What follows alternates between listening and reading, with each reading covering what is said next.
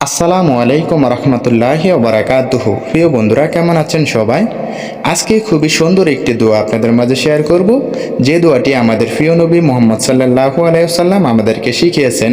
এই দোয়াটি পাঠ করলে আপনি হারাম থেকে দূরে থাকতে পারবেন এবং হালাল পথে রুজি রোজগার করতে পারবেন ইনশাআল্লাহ।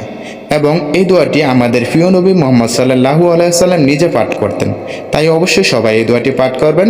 এই দোয়াটি পাঠ করা হচ্ছে সুন্নত, তাই কেউ মিস করবেন না। দোয়াটি অনেক ছোট, সবাই শিখতে পারবেন, তাই অবশ্যই ভিডিওটি সেভ করে রাখবেন এবং অবশ্যই বন্ধুদের মাঝে একটি শেয়ার করে দেবেন, যেন তারাও এই দোয়াটি শিখতে পারে এবং উপকৃত হতে পারে। দোয়াটি হচ্ছে, আল্লাহুম্মা আকফিনি বিহালালিকা আন হারামিকা ওয়া আগনিনি বিফাদলিকা আম্মান শিওয়া।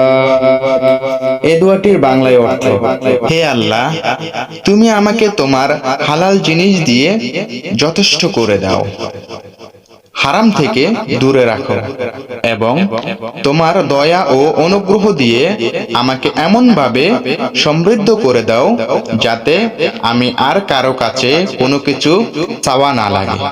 সুবহানাল্লাহ।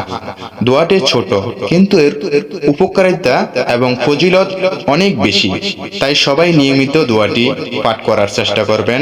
ইনশাআল্লাহ হারাম থেকে দূরে থাকতে পারবেন, হালাল পথে রুজি রোজগার করতে পারবেন।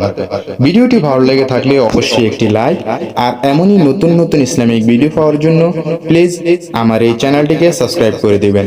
সবাই ভালো থাকবেন, সুস্থ থাকবেন। আল্লাহ হাফেজ।